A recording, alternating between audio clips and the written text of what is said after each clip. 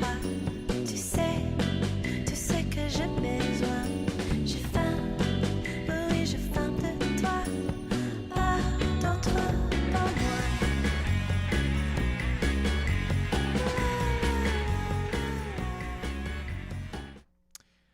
Hello and welcome to Totally Tell Me, an entertainment review podcast where we talk about movies, music, food, and fun. My name is Dominic and I am here with Laura Weinbach, the one and only. Hello. What's up? How's it going? Pretty good. Pretty good? How are you? I'm good. I'm actually going to do just one quick little adjustment. How do I turn up my... What would I turn if I wanted to turn up my monitor in my headphones? I don't know. Either 2 or 3. Try 2. This one? Yeah, try that. So I'm just, I'm speaking... No, that's me. Okay, all right. Sorry. Try Is that good for you? Yeah. And then I'm just going to speak. That is definitely me. Okay. And then I'm in one ear for some reason. Yeah, Anyways, look.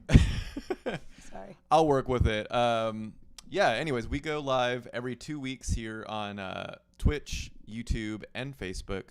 So we're currently live in all 3 spots. If you're watching us right now, then you already know that. But if you're listening at home later, you can always check us out live at those spots. Find us. Just Google the name. I'm sure you'll find it.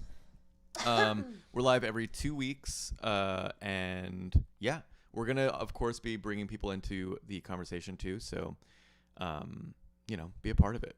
Our intro music today was Steak and Cookies again by Foxholes Brigade, simply because I forgot to swap it. That's the real reason. Well, I thought it was just that we want to make sure people listen to it at least 20 times. Yeah.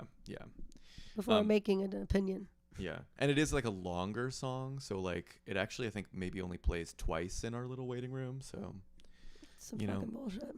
I think that we figured like why not just run it one more time to give you a few more listens. Anywho, but yeah, here we are. We're back. This is kind of like our first normal episode. If you were here last week, which was our first episode after quite a long time away, we did our top 10 of 2023. And so that was sort of like a specialty episode that we don't do too often. This will be more of like a normal episode where in the second half of the episode, we're going to be reviewing a film. This week, it's Martin Scorcese's Killers of the Flower Moon.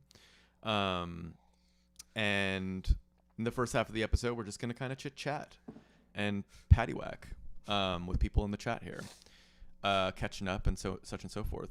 Your voice is gone a little bit, right? Yep. Care to explain yourself? I was just, I had to take Dinah out back and get the hose last week, so I'm just sounding like, yeah, like a sort of person who wears juicy couture or like a sort of an Ed Hardy wear type of feel. Absolutely. No, I lost my voice this past week. Actually, those of you who are here from the coop, you know who you are, heard me sounding like this last week as well. Oh, okay. And, well, it's just what happens when you get to be my age. the tenor of your voice simply just shifts, and now here we are, huh? Yeah. I guess wanted point in to... a person's life when you sort of you decide you want to be in a sorority. Right. And you just want to say, baby, not tonight, please. Would you get the door, honey, baby, please? I wanted people to be assured that they weren't going to get sick. You know what I mean? Like if you're watching this, you should be fine. Questionable for me, but you're going to be fine. Okay, I'm at the end of it. Maybe I'll be fine. I think I'm at the end of it. Oh boy. No, I discovered some interesting herbs. Oh. Like different, not herbs, but I just smoking those herbs. No, I realize in my later years that Yeah. these over-the-counter medicines such as Benadryl, Wait, you just said later years? Oh. Well, now that I'm older. Okay, see, that's a better way to say it. I've been trying these, I was told by my superiors over the years that I should be, taking Benadryl if I have a cold because, you want to decongest. Well, I did really do that. Yeah, I never did it before either, but I did it, and I was like, this is fucking bullshit, because it made it a lot worse. It made me, number one, feel terrible. 2, yeah, I could not sleep, even though they say it makes you sleep. It actually made me not want to sleep. Like, it didn't help my sleeping condition. Oh, really? But it also definitely helps me sleep when I do take it. No, but. I don't know. Maybe it was because it was expired. I don't know. I mean, But what's I the deal with realized- expired medication, anyways? Because I was actually I I heard had it's a horrible I heard headache. it's bullshit. Yeah, because I had a horrible headache this morning Took and it. did take some expired medicine, and it Yeah. still worked wonders. So That's what I'm saying is I think that what I took worked, but was not good right. and did not get rid of my cold. uh-huh. I mean, it really did not help me. I don't know what can I say. It didn't do a good thing. It didn't decongest me in the way that I wanted to be decongested. Mm-hmm. So I thought So you're off the stuff. I'm off the stuff, but Right. I'm not trying to be off of all stuff. I want to Mhm. try to find a good stuff. Right. You need some new stuff. So there was this stuff I used to down. Wait, that was you a very oh. Okay. There was this stuff called Urban Moonshine, and it was a very good. It was called Urban Moonshine Clear Chest, and it was something that I found at the Whole Foods. Heard of it, yeah. And it was amazing. It just, I don't know, it just kind of did something that was very good. And Mm-hmm. it didn't like fully get rid of everything, but it made me feel better, and it kind of did something. Right. So I went to the Whole Food and tried to find the stuff again. And lo and behold, of course, they do not have it anymore. They don't carry this shit anymore. Mm-hmm. Uh-huh. And I thought, well, that stuff was good, but maybe there's something else out there that also could be good. Mm-hmm. And I thought, what if there's a cold remedy, some sort of decongestant of sort, that is what they say Benadryl or a Sudafed would do, Mm-hmm. but is on the natural scale end of things. Does what Sudafed don't. Right. That's what I'm trying to say. Uh-huh. And Well, did you? there are a lot of things out there on the market. Mm-hmm. And I tried something, and I don't know. I think it's kind of working. Well, good. Can't you tell How, from my wait, how voice? long have you been on the stuff? On this new stuff? For a day. It's just today. Oh, wow. Yeah, this is it's brand like new some development. sort of Chinese herbal concoction of sorts. I mean, I did see you last night, and I feel like you did sound more or less the same if you were asking No, I me did, personally. but I felt better this morning. I felt Okay. that I was able to actually just like, Right. I felt a sort of looseness. so Did to you want speak. more looseness on this cord? Is that what you were hoping for? Oh, sure, yeah. Okay. Anyway, yeah, Anywho. there's herbs out there, people. Look it Right. up. Chinese herbs and things like that. They might work. Uh-huh. They might work, And yeah. And, I mean, and those never expire. And campanol. That's one of the ingredients. And wild organic thyme. Those are the ingredients that were in the Urban Moonshine that I highly Right. recommend. That And they then you don't have sell. to check the expiration date. Like, you're just kind of free and clear forever. I think you might have to check the expiration date, but don't worry about it. Uh-huh. They're Just just going to down get, the like, shit. dried out. Wait, so this is, like, herbs that you're putting in, like, a tea or something? Or? No, it's like in a pill form. Oh, okay. Got it. But the guy said at the store, I said, if this doesn't work, can I get a refund? And he goes, well, it depends on your situation. Everybody's different. I was like, okay, I like that. I said, so if it doesn't work, I'm going to bring it back. He goes, okay, but you got to give it more than a day. I was like, okay, so it's not going to work like the first day. And he goes, well, it might. Oh, boy. But you know what? If it doesn't work, I'm going to bring that shit back.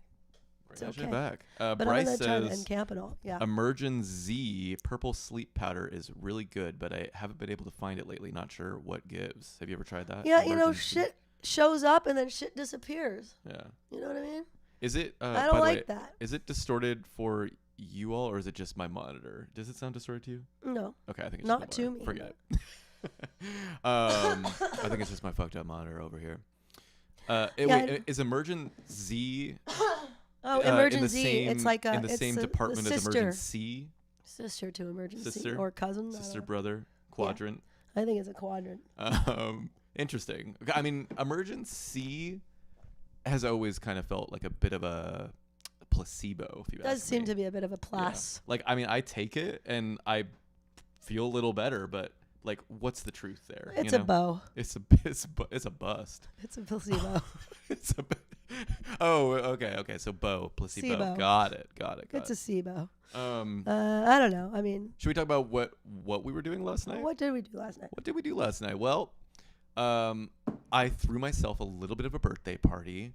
Don't all say happy birthday at once. But yeah, I had a little birthday party. It was a murder mystery birthday party that was Bachelorette themed, which was a lot of fun. Which meant that it was an all female cast. And just to kind of set it up, if you don't know what a murder mystery party is, you invite a bunch of people And beforehand, everyone gets sent a character sheet. You kind of memorize your character sheet. You know the relationships to everyone who's going to be there.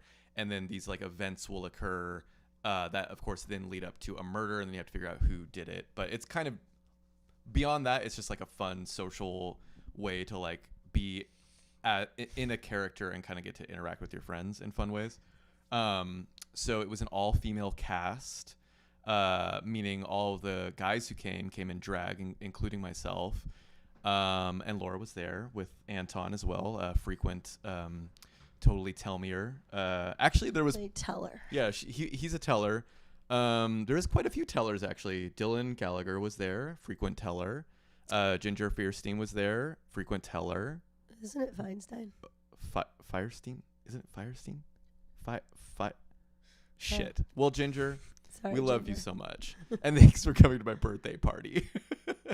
Any other tellers there? Point being, me and Laura were there, and yeah, it was a total blast. Yeah. I decorated the whole house with a bunch of like very kind of, I was going for very cheesy bachelorette party, and my character I was trying to play is like a very cheesy girl who's about to get married, who honestly I wouldn't want to hang out with if I was me. I think there was like a fashion theme. That's right. Yeah. The people involved in this murder of sorts were in the fashion industry. Yeah. I ran a company called Divergent Designs with my business partner Rita, played by my boyfriend Josh.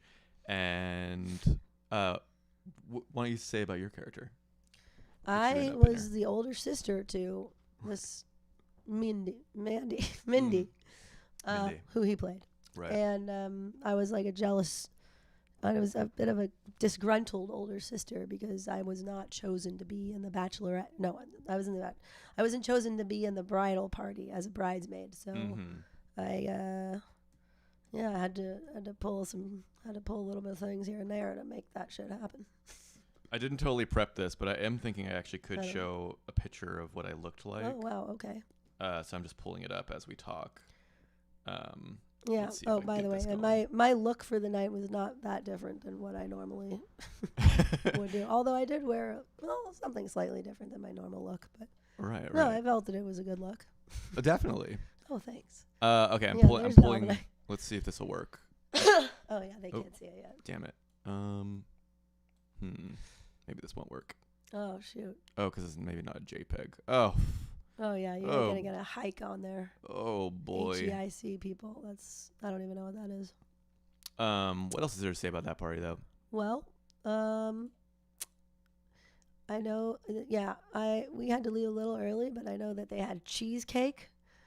I don't know if you're excited about that, people. I'm not that excited about it, but congratulations on that. Look how big they made it. Actually, this is going to be a good reveal now. This will be a good reveal. In fact, I'm trying to hide it until I can really get it way smaller. Okay. Sorry to the audio listeners. I'll probably just cut this part for the audio listeners, but if you are viewing, you get a special little treat. Here I was. This was me as Mindy Mint Julius. This was my look. Don't we look like sisters? Yeah. You can kind of compare and contrast, you know? I can... Oh. You know what I mean? Oh, yeah. Do you want to do it too? There we go. Anywho, it was a blast. Yeah, we were... I had a bunch of, like, footage of strippers that were playing on the TV, which was kind of cool. If you ever just looked over, only you can... male strippers, of course. Oh, yeah, male strippers. I should have mentioned that. Of course. It was sort of a Chippendales theme. Right. Well, I found like a modern one that was very like Magic Mike, and then I also found like an 80s one that kind of just had, just a general 80s vibe, which was, kind of like a different flavor of man, if you will, if you know what I mean.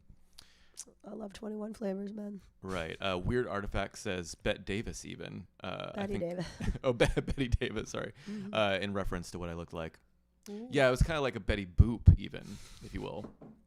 Anywho, that was fun, but I will say I had a hangover like you truly would not believe this morning.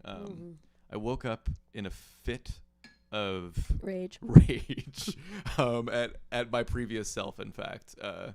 like what have I done to deserve this? Really, my biggest downfall was I drank zero drops of water. That's a downfall. That whole night, yeah. You gotta drink that water. Yeah, it was. I took the only things I consumed liquid-wise were champagne and tequila shots. Oh my god. Which is a fatal. It's a fatal error. What do you like? What's your favorite kind of water? Have you ever gone to a water bar? To answer your first question, my favorite kind of water is the water from my tap. That's fucked up. I have actually a sample of it right here. You know what they say? You know how they say people who are not from California, you know, they say that California has the best, or the Northern California has the best tap water. That's no. Maybe. Well, but like I they guess I'm don't one of know those what people. they don't. How can anybody know what pipe that tap water is running through? Well, the only reason I would say that, and I wouldn't just claim it to be like across the great United States we have the best or something, but I will say when you go to LA or pretty much anywhere else I travel, I do not prefer the way that the water tastes. Well, I honestly just don't prefer tap water, plain and simple. No offense. I don't mind tap water at all, but I think it's just because I'm used to tap water. I just don't like it. All right. It's even different I don't in like Oakland, that though. pipe flavor. I feel like it's even different in Oakland. No, it is, but it's just I do believe that unless you have like a sparkling clean glass pipe that is running through, you're gonna taste some pipe flavor in there. You know what I mean? I taste no pipe. You're gonna taste that sediment. I don't taste a sediment or. You do taste the sediment. I do not. Believe me. You know what I like? I like an electrolyte enhanced, alkalized. Yeah, let's get into what you like, which is smart water, right? That's your drink Some of choice? people would call it stupid water. No, I don't like smart water. Actually, to be honest, my favorite one, my previously favorite one for a long time has been the Trader Joe's alkaline water, but it's in a plastic bottle. I'm now into something else that is also an alkaline. This is such a, I know you're probably bored by my opinion on water. No. It's okay. I'll just be quick. The ingredients on the back of the list of this alkalized water are H2O. There are small amounts of alkalized alkaloids, and then there's also a certain. I'm totally joking. I'm just trying to make it long and right. Let me just get to the point. Well, it's in a tin bottle, a tin of sort, or some sort of like a stainless steel. This is a new development. It is, and I actually think it tastes better in a certain kind of way, and you can reuse the bottle, and then I drink it. It is enhanced with alkaloids or whatever. Well, what are you reusing the bottle for? Because you're More certainly not water. just putting tap water in it. No, not tap water. No, So then I you're simply buy. buying more of the bottles. I buy. So then, no, therefore, I buy never- more of the Trader Joe's cheaper, but still, more easy to get alkaline water, and then pour it in there. Oh wow! Wait, so you're telling me that because you're tasting it from this particular bottle, Yeah. even though you buy it in a different bottle and you pour it into this bottle, you feel like that's somehow enhancing the flavor? Something to that extent, yes. Okay. I mean, I guess they say that about for Coca-Cola or something. People are adamant that if you drink it from a glass, then it's always better than a aluminum can. I mean, it's certainly true about wine. We know. Yeah, that. like I think. Like, have you ever drinking wine? I hate it when restaurants give you a glass of wine out of like a thick rimmed mug or glass. Well, yeah, I just despise that more than anything. I just like, what are you even doing? I hate it when they give you a thick rimmed wine glass and then they fill it all the way to the top. That's not good. Like, more is not better in that scenario because it just tastes bad. It really does. And if you put that same wine in a thin rimmed stemmed glass, you will absolutely now this is saying a lot because Anton has like almost no opinion on anything when it comes to like stuff. But he does have opinions, but I did that for him with a glass of cheap wine once, and he drank it out of a good wine glass and a bad wine, and he goes, wow, I actually can taste a major difference in drinking it out of the nice wine glass. I mean, I totally agree with you, but let me propose this. Like, where is the line with what beverages like that actually makes a difference with versus ones that it doesn't? Or do you think all beverages are always enhanced by the thing that they're in? 100%, 110%. 110%. Well, I know you feel this way about water and wine. No, receptacles are of the the utmost blood of importance Christ, in general. Water to wine. Go ahead. Sorry. But you know what, Dominic? Yeah. Your body, you are a receptacle. That's true. And if you're so saying what you're saying, you want your to? body doesn't matter, then hey. So you're saying drinking straight from a body could also enhance its flavor, such as you know, urine straight from the source. Or pour okay. Here's a thought. I mean, I'm just gonna run with this, but Okay. if we were to use a body as a receptacle, Right. Oh, like a baby bird situation. Imagine taking it to the max and. Okay, well, my first thought was taking a human being, flipping it upside down and opening the legs and making just sort of the rectum be the receptacle that you drink out of. That sounds like it would not be good. So your first thought is rectum. My first thought was mouth. No, I know. Imagine if you were imagine there's probably really rich people out there who do this. Because, I mean, you've seen was it in, what was it in? Was it This Is America? When Sacha Baron Cohen goes to someone's house, and I think it's Paula Abdul's house, and they have a human person as their table. Or something. Oh yeah. Oh, I think that might be or was that Bruno? Maybe. I don't know. Maybe. It doesn't matter. But yeah, one of his shows. Well, anyway, imagine if a rich person really needed to have a human mouth as their receptacle, and your job as a hired gun was to just be like. And then they pour water in your mouth, and you're and then the rich person's I'm thirsty. And they make you Oh, I was thinking in a spit the similar water way. into their. I was thinking in a similar way. It's yeah. What would happen? You know, you're facing upwards. You know, they pour the water or whatever they would like to drink from your body into your mouth area. And then, they sort of just tip you, you know? I was thinking a tipping of sorts. And then they sort of, tip you into their mouth. Wait, what if they tip you? Your permanent position as their hired gun is this. Right. And then when they're thirsty, they tip you. Right. Oh, forward even. Okay. And then you spit when Baby you get face forward. I don't know. Just a thought. Right. I think that'd be funny. I want to kind of demonstrate just this. Yeah, here's what your normal look is. And then a waiter comes and pours some sort of liquid substance in your mouth, in the mouth of the receptacle. Right. As such, as she's now doing, demonstrating. Now say you're thirsty. Right. I'm so thirsty. Could I please get a little? And you can go ahead and pour. This is my mouth here. And then they go back to this position. Right. Oh yeah. It's kind of like one of those little birds, you know, those little, the little birds that you tip over like this, and then it always comes back up. Oh, right. Let me try and reenact that one last time. Here. Okay. Last one. And then make sure you get the cup a little higher up. Oh, okay. Yeah. So it's in the. Oh, I'm thirsty. Please, can I have some more? Exactly. Yeah, that's what I'm talking about. The pop back up as if you are one of those. That's what you are. That's dolls, what you're made to do. What is it? What am I thinking of? Those little a dolls rebound ball? A rebound doll? Sure, whatever. No, I don't know. You know what I'm talking about though, the circular things, the weighted doll that. Oh yeah, a pops. bobblehead. Kind of this. Yeah. That's what that. A bobble type thing. A bobble. But I am not thinking of a bobblehead in particular, because to me a bobblehead continuously bobbles. I feel like you gotta watch this back because I feel like you're really missing out on. I feel like I'm gonna regret what I look like on camera. No. Well, see, now you're trying to look, and it doesn't have the same effect. I know, I'm trying to. You'll watch back. Oh my god! Somebody's gonna use that as a rich person. I think you know what it would be. It's a rich person who wants to taste the.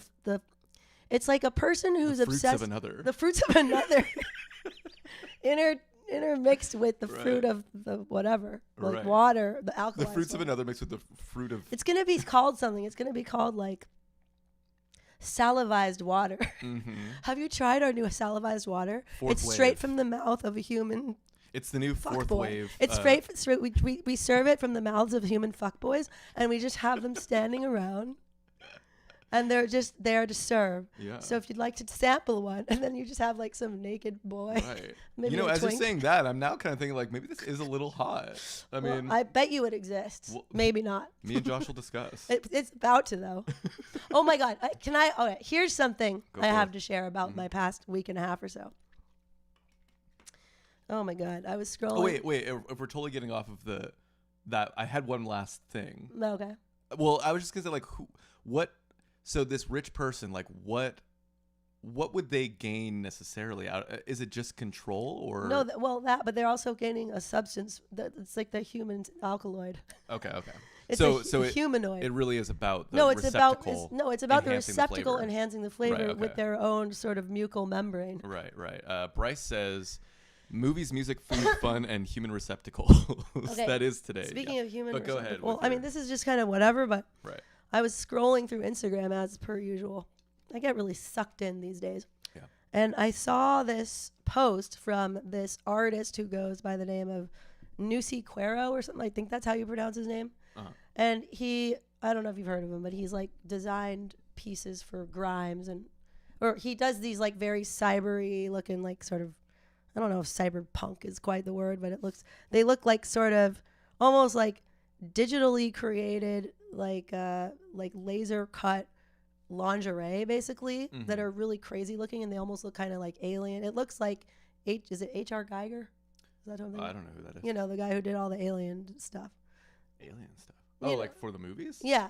Oh. Like I think it's H.R. Geiger. Yeah. And so it's like that meets like sort of just punk, like cyber punk rock kind of looking, not punk rock, but it's just, you know, it's kind of alien like, but it's real. It's like, I don't know what kind of materials he uses, but he was also outed recently as being like a sex predator and people have come forth about his really bad ways with how he deals with the models that wear his stuff.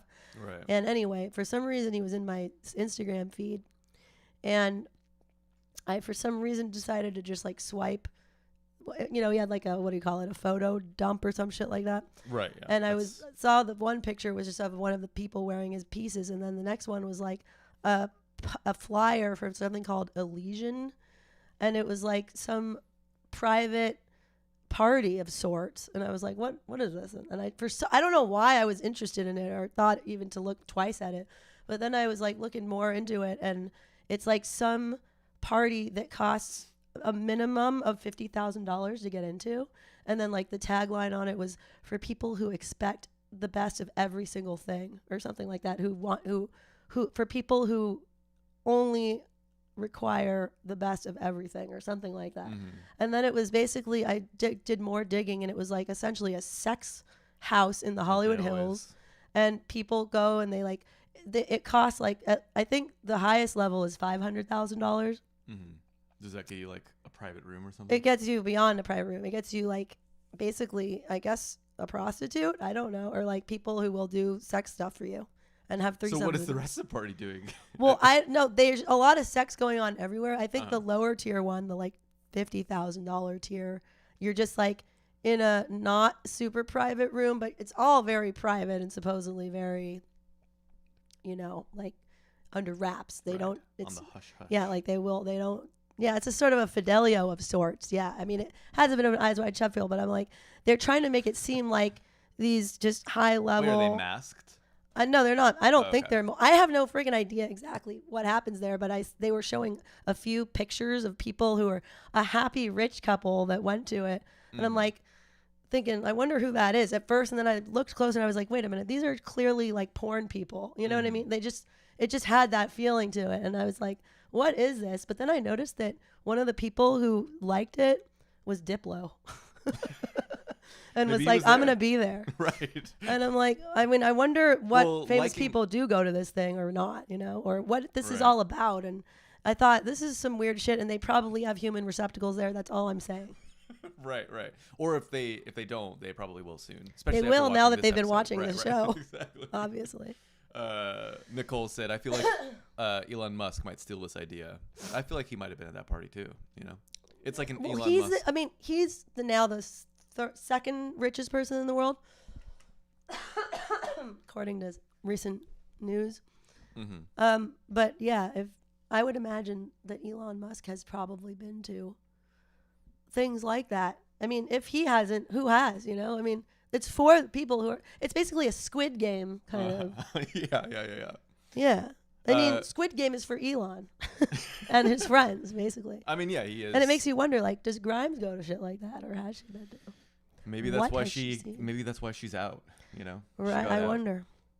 One would hope that you would have some integrity with that. What has happened with, like, what's gone on behind the closed doors of Elon and Grimes? Well, were you following the whole Azalea Banks? Azalea Banks? Oh, a little bit. When she was collaborating with Grimes. That was like years ago at this point. Well, yeah, but I mean, that gave us some insight, I felt, if you trust her. Talk more about that.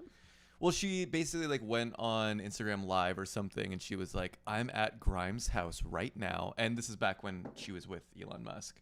So Elon Musk, I guess, was there or something. But then, because I guess they were going to collaborate on some vocal, but then Grimes like never was showing up, and so then Azalea Banks was just like left at their house, like bored. On the front yard or something. No, she was just like basically. Grimes was just telling her, "Oh yeah, I'll be there soon" or something. But then it was like multiple days. She's like, "I just am hanging out here," and then she was like reporting on like what was going on, and like I don't know, it just sounded weird, like that Grimes was kind of being pretty flighty with her and kind of not, you know. And eventually, I guess then they canceled. had a feud, and like Grimes supposedly Grimes called Azalea Banks fat.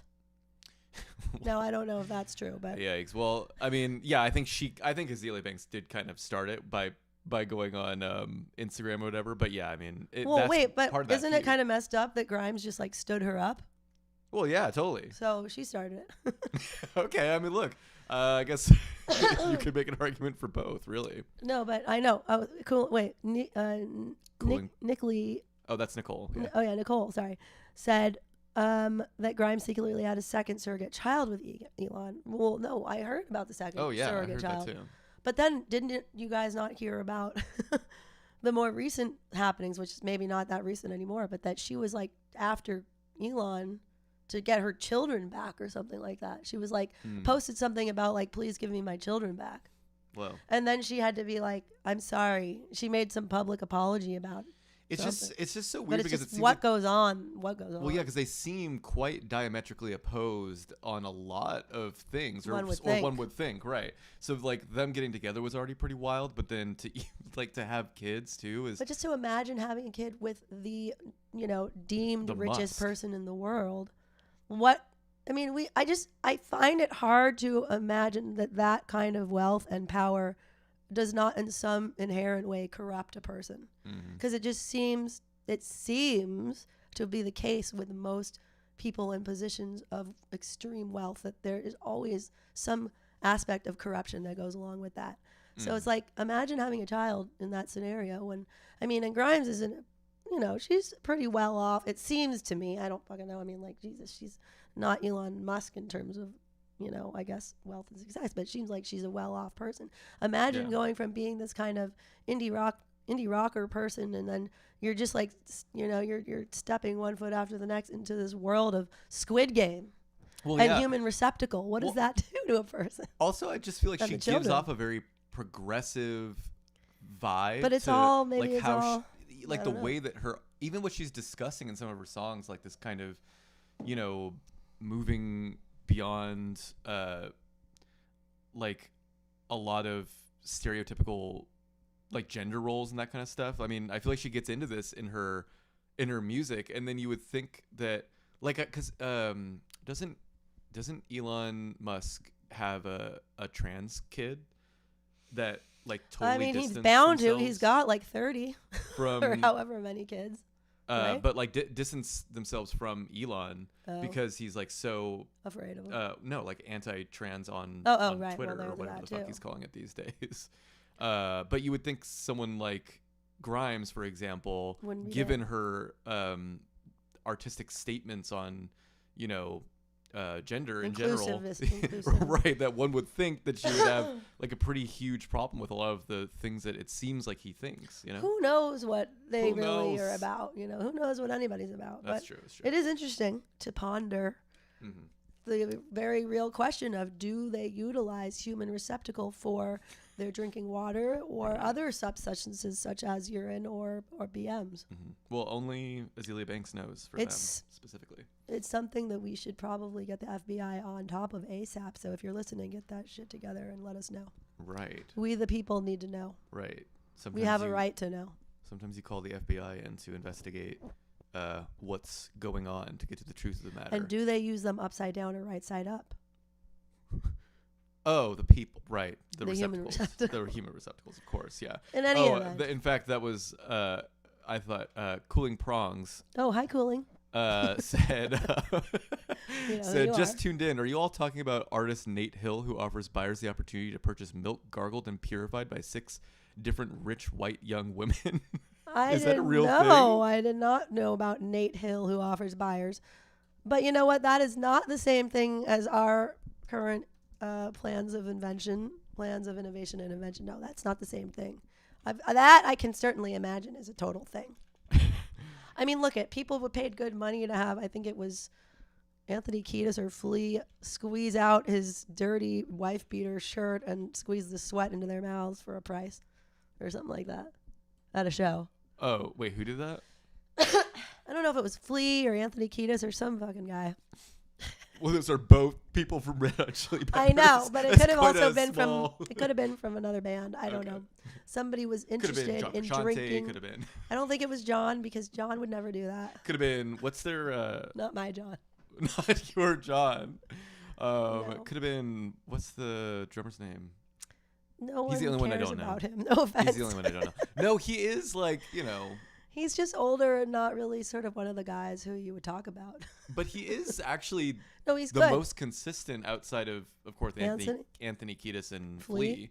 Meaning they're all consistent except for John Frusciante. Well, I guess that's true. Yeah, I guess that's entirely true. His name's Chad something, whatever. Chad Opitz. No, just kidding. Hi, Chad. Friend of the show. What's up? Right, Chad. Of course it's Chad. No, It's Chad something. I just don't remember his last name. He kind of gives off a no Chad offense. vibe, actually. No offense to Chad Opitz. And we love you. All those who are named Chad, we love you, unless you're a human receptacle, in which case you don't deserve to be a human being with respect. Right. No offense. I mean, like, Chad from Red Hot Chili Peppers, RHCP. Like, he gives a Chad. Chad Smith, of course. Chad Smith. The most I'm looking at him common last name known to man. He has a Chad look to him, though. Well, yeah. And Flea has a Flea look to him. Right. Well, and Anthony has a Thee look to him. Right. I'm gonna see if I can drop this picture in. Oh, it's not gonna work. We're figuring the OBS out as we go here. But anyways, you can imagine. Actually, he looks a lot like Will Ferrell. So he does look a lot like Will Ferrell. You imagine Will Ferrell. No, he's been compared to Will Ferrell. I heard a lot. Right. That's who we're talking about. Anyways, people. Anyways, sorry for the diversion. No, that's what this is all about. We could get into the movie unless there was anything else going on with you these days. Other than that little run-in with that interesting post on Instagram. You should look it up. It's really weird. I mean, it's not that weird, but it is a little weird. Right. What else? Let's see. Well, I'm using one of your mugs tonight for my nightly, waltz with the General Mills International coffee. For those of you who are in the know, a good drink that you can still purchase. This is your instant coffee, right? It's now by Maxwell House International. Instant coffee, correct? It is instant, yeah. Right. But it's quite good. They've turned a new leaf on instant coffee in the last It's not a decade. new leaf. This has been around since the 1980s. Okay. Well, then actually, I don't know. I would beg to differ. Beg all you want, but you will not be receiving a differ in front of me. I feel like they recently figured out the instant coffee technology, and they've been able to they figured out how to powder. Yeah, they've engineered instant coffee to now be almost as good as the real deal. I don't want it to be as good as the real deal. I just want it to be its own unique thing, which is what it's been and has always been since the 80s when it was originally called General Foods International. What are you talking about? Instant coffee. Are we not like the powder? Coffee? Yeah, but what though? Like, look, I used to work at Starbucks. I used to work at Starbucks. I was a little barista boy. Do you like Starbucks? Coffee? Well, I mean, no, I don't really get Starbucks coffee anymore. These days, I'm all about Phil's. These days I don't even really Phil, go you're out all for about- coffee. wow, okay. I just buy Phil's beans and then I Beans? brew it up. In Why here. do you like their beans? Oh, they're delicious. I mean, coffee is beans. So if I like their beans, I like their coffee. I guess I could just say I like their coffee, but it's like a little more sophisticated to say I like their beans. You know what I mean? That is, but it's like, come on. Like, I only like Phil's because they use heavy whipping cream to whip into their coffee. No. See, they have Filtered Soul, my favorite bean, if we must say, that has a sort of hazelnutty flavor. That is hilarious that you have a favorite bean. I do. Singular. I do. Carry on. It's like a hazelnut flavored kind of coffee. It's a hazelnut flavored bean. A hazelnut flavored bean, yeah. And then I put those hazelnut flavored beans up in my bean grinder. You're going to say, I put those hazelnut flavored beans up in my butt and it's amazing. That would probably fuck you up. Like in a similar way, you know about like, do you know about like teenagers who will... Do you know what I'm going to say? Are you going to tell me something about what they do with beans? No. With their asses is what I was going to say. No, tell me what. Well, there's like this thing where teenagers will like pour alcohol into like a condom or something, and then you stick it up your ass, or maybe you don't even put it in a condom. In some way, you get it into your asshole. Wow. Because it bypasses your liver, and you get really fucked up from a Well, small I amount know of that alcohol. people would do that with beer bongs with their butt. Well, it's the same concept where because it's I didn't know bypassing that they your were liver- using condoms for it now. Well, I might have made that part up, but in some way they're getting that vodka up in there. I mean, well, that's just what I Dominic, they've been doing imagine this that for they're a year. doing. Wait, have you not seen Jackass parts 1, 2, 3, 4, or 5? Well, of or course, however many there Jackass are? would do that shit, but like, No, that's a real thing. right? But it's actually like quite dangerous because Yeah, no, you can die. because like from a very little amount you can get alcohol poisoning because it's like so much more potent. Potent. Potent. Those were the beans talking just now. Potent, People yeah. don't mind. I had a few too many beans this morning, if you know what I mean. Wait a minute. No, wait. You've never heard or seen like people use like what's called a beer bong and they stick the tube in their butt and then they just pour beer in it? Nicole has exactly what I was thinking of. She says that my partner says it's tampons. That's what I heard. That they soak they soak a tampon. Let's consider how a condom would work in this scenario. I mean, A giant water balloon filled with beer, and you then- have to somehow get it to be taut enough to stick up your butt. well, I'm thinking that you That's- get the condom up in there. Oh, and then first, you have to, and then you have to kind of shake it to like wait, pop it. See, I'm thinking You know? that you somehow get the condom in there somehow. I don't know how. Yeah. And then you have to put some kind of claw device in your butthole to open it up enough to pour something in there. And then somehow You have a to- it hole has has to to get it. Yeah, it has to pop. You have so to get I'm a thinking hole. you shake yourself in a certain. Maybe there's like a certain way that you can like. That twist, does not seem likely unless you have spikes inside your rectal passage. But maybe you can like get a squeeze of some kind on your anal cavity. There's no way that you're going to squeeze yourself to the point of popping a condom. It doesn't seem likely. Look, I mean, there's. Maybe you have to put a tooth in there. You know, you could put something else in there. Actually, now that I'm thinking about it, What? a dick. But then where would the beer go? No, this is after the beer. Well, after the condom. Well, first of all, I'm not talking about beer. I was thinking like more of a vodka. Oh, yeah. How do you get the vodka? I'm thinking vodka, condom, fill it.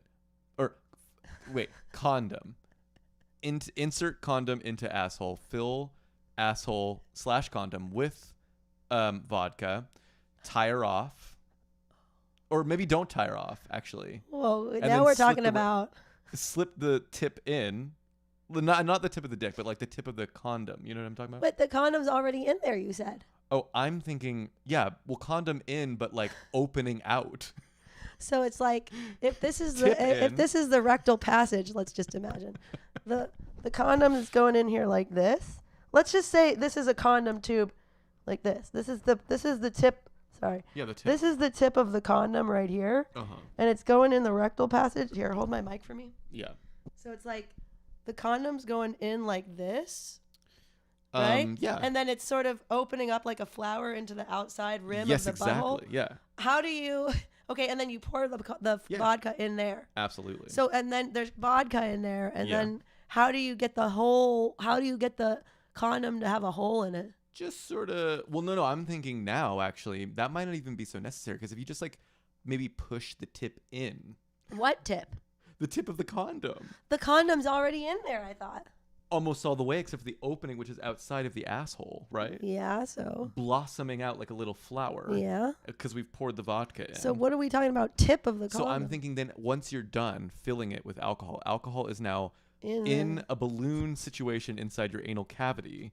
Then you're just going to push the flower in to the hole. Oh, and it kind of just spills and just in there. spills out, yeah. Yeah, good luck fishing the condom out later. Well, Or isn't that the least of your worries, really, at this point? I mean, you're currently absolutely soaking. Abhorrent. You're like, you got some just dirty condom swimming around in your rectal passage. Again, Who knows? Lisa, your concerns at this point. I think at this point you should be far more And where concerned does the dick come into play? Well, I guess I was scratching the dick from the situation, but if we want to scratching the dick. Well, Did I was. the dick itch? No, Or did you mean you were getting rid of I'm just getting rid of the dick. Oh, but, you're deleting but it. I guess if Not we wanted to scratching. bring the dick back into the situation, we wanted to revive the dick back into this diagram here. I was just thinking like maybe you could use the dick to push the condom further Right, in. so now we're even going to dig this condom deeper into a Right. hole in which it will never be found.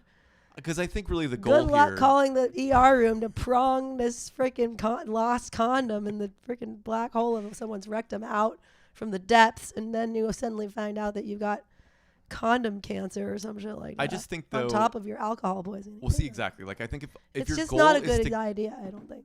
Oh, that But- isn't a good idea. But I do think the whole concept is not a good idea. Like, I think if you're trying to get vodka into your anal cavity, like, you've already gone past the point of No return. logical thinking. No, you know So- what I'm thinking? Yeah.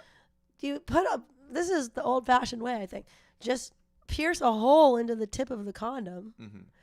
put that in the butt, and then fill that with some sort of vodka or alkalized water, Here's another and thing then you let do. it just sort of water gun itself into the rectal passage over a period of 10, 15 minutes. Well, see, actually, I think you've already hit on something that could actually eliminate a lot of the other elements here. Simply get a water gun, stick the tip into your ass, and squirt shoot. away.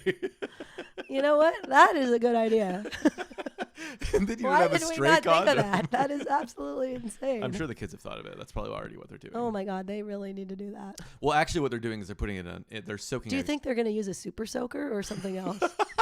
Can you imagine the force in which a super soaker is going to shoot vodka into your ass? They don't even use the trigger thing. They just use that part that goes like that, and then it just goes shh. Wow, you are Super gonna get soakers, by the messed way, up from that. back in the day, were far more powerful than they are now. You know, they've like really reined them in Oh, they have. on the Oh, water pressure. why have they reined them in? For 'Cause I people guess who it's use like- them for anal things. Exactly. Too many kids were sticking them up their ass. No, I think it was just like because the water pressure was borderline It was hurting too people. hard. It's too hard.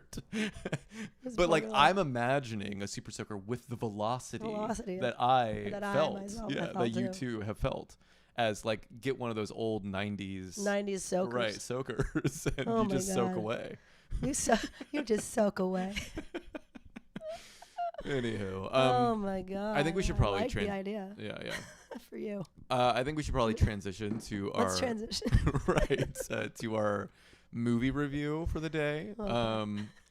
This has been fun. Wow. Let's get serious, people. Yeah, it's about to have a real We're gonna turn. stop laughing at this point. Yeah, well, look, we might still find some laughs. I think there'll be things to laugh about potentially. Killers of the Flower Oh. Moon is the film we're about to review. Let me pull up the old poster there. You can see Leo. So it's a 2023 film from Martin Scorcese. It's up for a bunch of Oscars right now. I think it got the most Oscar nominations of all the films that came out last year. Stars Leonardo DiCaprio, Robert De Niro, Lily Gladstone, and like so many more people. It was kind of crazy as this movie was going on. I was like, oh, him too? Because then Jesse Plemons from Breaking Bad and now many other things showed up. John Lithgow showed up. Brendan Fraser. Wait, Jesse Plemons? Jesse Plemons. He played Who played? the young Oh Nazi no! boy Yeah. Of course, him. Yeah. in Breaking Bad. Yeah, but he shows up later in the. No, in the he's film. in lots of stuff actually. No, I know. Yeah, now he's in lots of stuff. But I guess it was just shocking to me as I was watching this film because I had no idea how these people were even in it. So it's set in 1920s Oklahoma, and it focuses on a series of murders of Osage members. Is it Osage or Osage? Okay, Osage members who are Native Americans, and basically this tribe has found oil on their land, and so they have inherited that oil, which is of course like worth a lot. So then, white people are kind of coming in and trying to like find their way to this wealth over the course of the film. And Leonardo DiCaprio plays a character who he just got back from World War I, and his uncle Robert De Niro is kind of like running the show in this town. Was he the mayor, something like that? I don't or know. like the if he city was the something. mayor. He was just a guy, a prominent white man in this town who seemed to be well connected and had endeared and befriended himself to the Osage people and also like to lots of white people. Like he was just kind of a well liked figurehead in the town who was also seen as sort of a philanthropist and a guy who was contributing his efforts and money to different causes that seem to be on the side of everybody. Right. And then Lily Gladstone, she plays Molly, who Molly Burkhart. Yeah, who Leonardo DiCaprio's character Ernest falls in love with. Falls in love with. I guess I don't want to get like too much. I'm trying not to give away anything, but this is just kind of like the setup of things, and it's kind of like becoming quite clear that Robert De Niro is kind of pulling some strings. We don't know that. Oh, we don't. Okay. I think that we shouldn't say anything. I think it's a story that follows Robert De Niro and Lily Burkhart. Not Robert De Niro, sorry, but Leonardo DiCaprio and Lily Burkhart's characters, and the dynamic of this white man coming into this Osage territory, and what the dynamics of that are, and what the dynamics entail between, what the financial implications are between him and her. His and her relationship and how it affects everybody around them. Right. Why don't we start with just some overall impressions, overall thoughts? And by the way, if this is your first time watching, we always start our reviews with no spoilers, so we're not going to really be discussing any story stuff until we'll make it very clear when we are going to transition into that in the kind of second half of our review. But for now, we're just going to kind of speak on our general thoughts about the film. So you don't have to worry about spoilers if you have not seen the film at this point.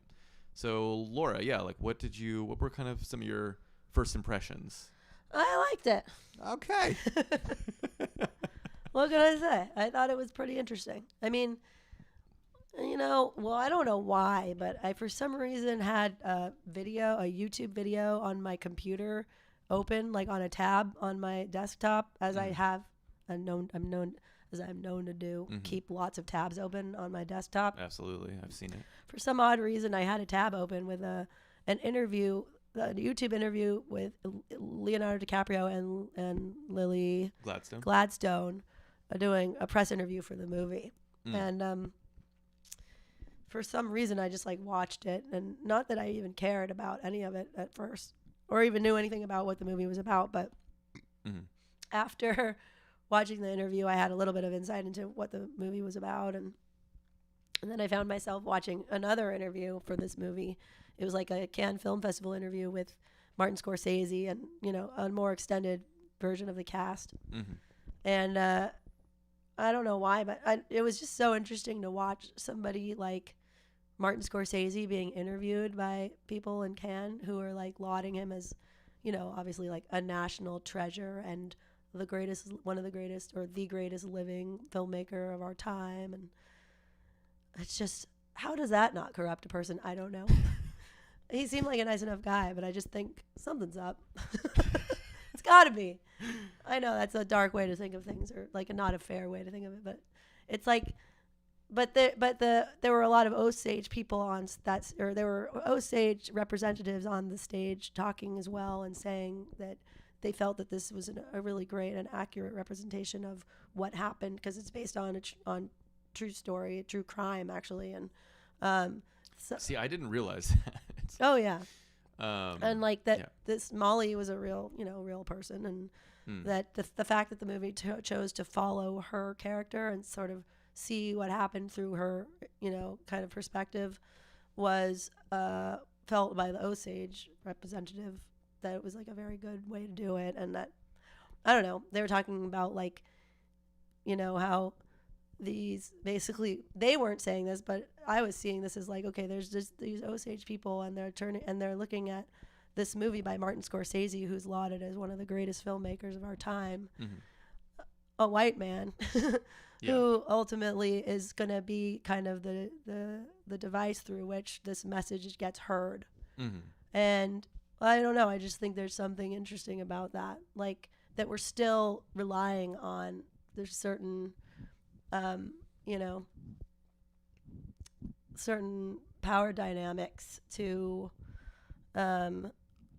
speak truths, for people who are, I don't know. I just think it's interesting, like that Martin Scorsese claims to have a very pure, sort of intentions with the making of this movie, and that everybody's on board with it, who's part of it. But then, I don't know, there is an interesting, like somewhat ironic dynamic that's still being maintained even through the who's in the position of power of the movie and who's not. Totally. Well, because I was also just thinking too, like I think the main draw, if you don't, I mean, obviously Scorsese is a huge draw too, but like Leonardo DiCaprio would also be like, I think the main draw for people to see the film, if you're just watching it for star power alone, which is of course another white man, and like he plays, the central character of the film, despite I actually think like a not very interesting, like, flattering view on the character, of course, but well, no, of course not. But I also didn't find his character that compelling. Like to me, well, I guess just to kind of take it away for a second on my first impressions too, I liked this film. I was intrigued and interested by just like the concept and the story. I found it, a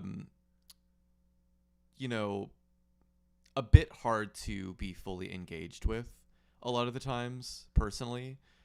Specifically, like, I found Lily Gladstone's character a lot more interesting and intriguing, and I felt like she wasn't in a good chunk of it, like,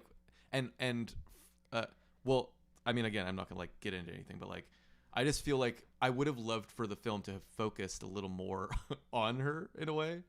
I thought she was great too. I thought she was a great actress. I think this might have been her debut. I don't know. Oh, I was just looking into that. She has been in some other stuff, but not too much. Sorry. She was in Reservation Dogs, which I know a lot of people love on FX. It's a TV series. And actually, did we do First Cow for the show, or did I watch that on my own? Never seen it. Oh, so you told First me Cow, she's in that, and I do remember her being really good in that. Looks like she was also in Certain Women, which I have not seen, and Showtime's Billions. So she's been around, but I definitely think this is like maybe her definitely biggest. Not her debut. But this is like her biggest role for sure. I mean, like this is, this is now the biggest thing she's done. But yeah, I found her character, not only her acting incredible, but her character specifically too, I just found to be, very intriguing, and like I just wanted to know more about her and a little less about this kind of like gross Leonardo DiCaprio character who is kind of like hogging up a lot of this movie that I found a little flat to me personally. I thought he was pretty good, to be honest, Leonardo. I mean, he's good in the role, but the role I found not interesting. Like, it's more of an interest thing for me. Like, I was interested in her, I was not interested in him, and I don't know. There was a lot of conversations in this movie where I was just kind of like zoning a little out. Like, I'm sorry to say, but I just found like certain parts of the film to be quite like a slog to get through, and it usually had to do with when it was like Leo talking with I don't know, all sorts of different people that he's kind of collaborating with to like get these various things done. I just was like, okay, yeah. I thought actually, I kind of thought his character was kind of interesting though, because he's not like 100%. I mean, the way that they chose to illustrate his character was not just completely corrupt. You know what I mean? And the same thing with, well, but then there are characters who seem to be pretty clearly one-sided. You know what I mean? And well, I won't say who, but like he's one of the few characters who's a little bit more complicated actually, because I mean, he's at odds with a lot of the things that he's doing, you know what I mean, internally. So Yes, I thought that was kind of interesting. Well, I agree, but I feel like what made him interesting was his relationship with Lily Gladstone's character as Molly, and then was kind of like, it's like I only was interested in him because of that, and so then it kind of was just like, well, I just am interested in her, really. Like, I'm interested in, I mean, I am interested in how it's affecting him, of course, and the position he's in, but I don't know. It just was, for me, there was a lot of times in this movie where I was like less interested in certain things that were going on. And I felt like there was a lot of times where things were kind of like reiterated a lot. The movie is it's worth mentioning that the movie is 3.5 hours long, which is 3.5 hours. One of it that, like, I'm not opposed to long films. I really am not. Like, I'll sit down and watch really anything, and it doesn't matter if it's a long film. But when you're getting to 3.5 hour territory, that to me really is like okay, I really hope you're earning this. Like, I hope this feels like a story that could only be told in 3.5 hours, because that's a lot. And I personally felt after watching this movie that it did not warrant being 3.5 hours. I really felt like this story could have been 2 hours or maybe 2.5, but like, Jesus Christ, when it was getting into hour 3 for me, I was just like, I want my life back. I didn't mind it because it's really, it's period I'm shocked. piece. I really thought I was going to be the one who was maybe more positive on it. Well, I don't mind. Like, I kind of enjoyed being in the world of the movie for that long. Like, I like the costumes and stuff, and it's sort of the decor, and I don't know. That's enough. If the story's compelling enough and the acting is good and the writing's pretty good, then I'm down. Like, I actually like it to be longer, because what else am I gonna do? I don't know. I mean, maybe I didn't. I'm just always on the hunt for something to watch hours and hours of.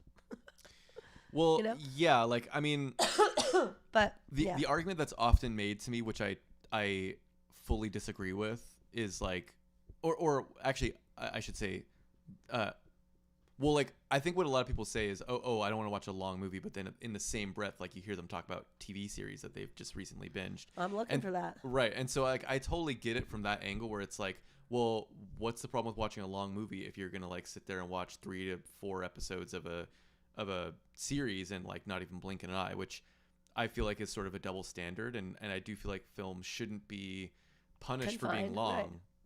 And again, like, I wouldn't have minded this to be 3.5 hours if, for me personally, if you were more into it. Yeah, probably.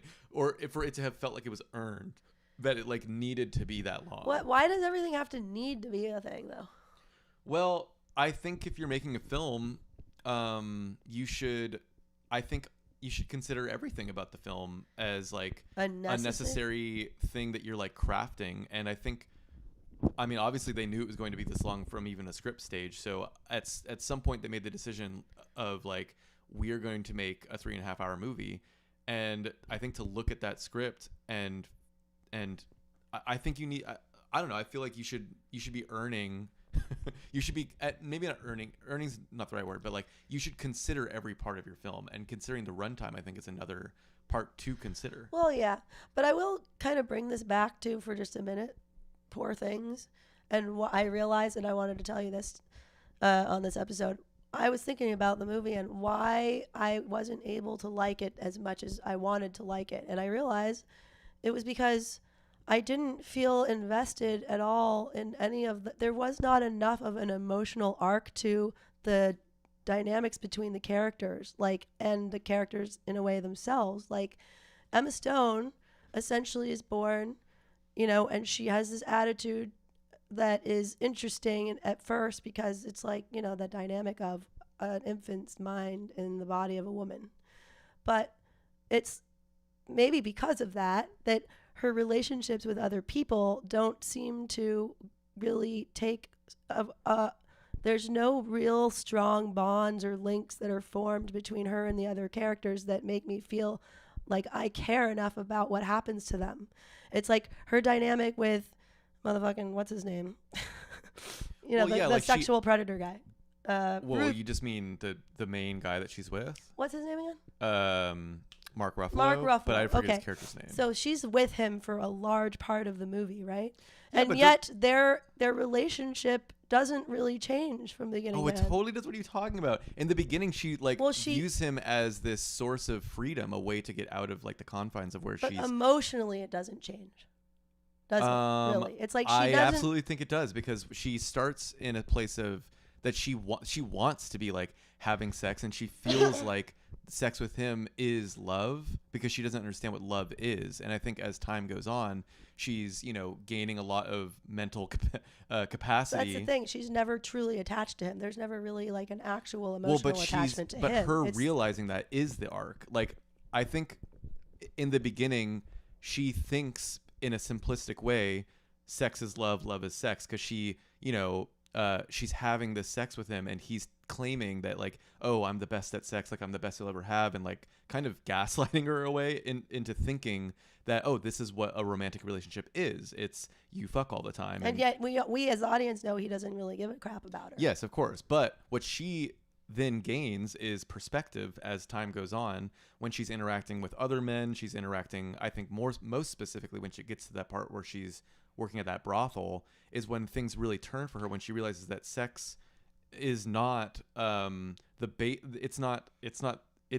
it is not one and the same as love. And she understands like the breadth of what sex can entail through having sex with, like, in a very different context, which is like to earn money, and kind of using it as a way to also, like, I think express herself too. And then she kind of meets that other woman, and I feel like that gives her some perspective on this guy. And when she comes back to him, it's like she's telling him, no, I definitely do not want you. I'm not in love with you. Like, that's a total. I don't think she's ever really in love with him. There's no, like, here's the thing. But I think she doesn't understand what it is. It doesn't feel like it never feels like there's a really close bond formed between anybody in that movie. Like a close bond that I would care if something happened to it.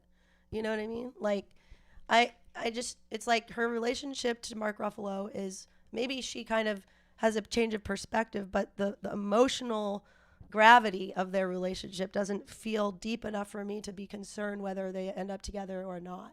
And it doesn't seem like she cares either. If they, the only you don't thing, care that they don't end up together, because I care that they don't end up together. I don't really care, because I don't feel like she's really attached or not attached to him. You know what I mean? I like how this is now a Poor Things review. Well, but I'm trying to explain why I didn't like it. It just didn't feel like there was anybody in the movie who was that into each other really deeply. And it was like the only person that she had enough time to have that potential with was Mark Ruffalo's character, but it never happened. All the other characters. In the end, I mean, I'm not really making this argument that I love this relationship either, but in the end, she ends up with the same guy that she was going to. Who also, they don't really care about each other. It's like he thinks he loves her. She doesn't give a damn about him. She barely knows him. I'm not really making the case. And he's also really boring. No offense. I'm not making a case for their relationship, but what I am saying is, like, that is an example of a warm relationship. No, it doesn't feel warm. She doesn't feel warm towards him. Okay. He wants warmth from her, but she doesn't give it. But your argument isn't that there is no warm relationships. It's that there's no relationships, period, that you find interesting. No, it's not. It's that there's no real deeply warm, connected relationships in this movie. But isn't that also partly the point, though? Is that that's the problem with she finds herself through. No, because I think the warmth is within herself. It's also kind of hard to talk about this without spoilers, and I'm trying not to like spoil the film for people. I think that deep down, that's what my issue is, that our central figure is kind of a cold person ultimately. I mean, really, we should do a Poor Things review. Sorry, at some okay. point, but But anyways, back. I know the doctor misses her as a daughter. Again, not that close. They're just not a lot of dynamic there. It's just kind of like the same in the beginning as it is at the end. Whatever. It's fine. Yeah. What about Willem Dafoe's character? Nicole's reminding me of. I'm saying this to me. It seems like this. It's their relationship doesn't really change. It's the same as it ever was. See, same as it ever was. Nicole is having the same thought that I'm having, which is she falls in love with life. I also think that it's partly that, and she falls in love with. I think she gains understanding of who she is as a person as the movie goes on. Like, she has these relationships with mostly men, I would say, who to many varying degrees are like failing her, and I think ultimately she realizes, like, why do I even need a man, you know? Like, think about another relationship that I really don't want to get into, but it kind of like comes about later in the film that kind of brings back her past a little bit, you know what I'm talking about? Because that relationship is another fucked up relationship that I found quite interesting, and it's like it adds another element. So brief. It's like the last act of the movie. And I thought a pretty cool twist. I don't know. I just didn't feel connected enough because I didn't feel like it just didn't have that much dynamicism emotionally. It all felt pretty surface. Of Killers of the Flower Moon. No, I don't think that about Killers of the Flower Moon. No, I just mean we should probably get back to talking about this movie. But I guess I liked Killers of the Flower Moon in a weird way more because I did feel like we do. Well, what is the comparison here? I mean, there's.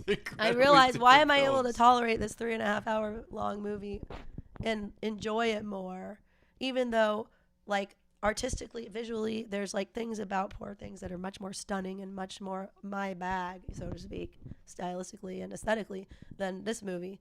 Well, this movie has some cool things too that are along the lines of my personal aesthetic preferences. But no, I guess I realize because there is like this really intense emotional connection that we see go through a lot of shifting and nuanced dynamicism. You know what I mean? And I think that for me is worth like investing in.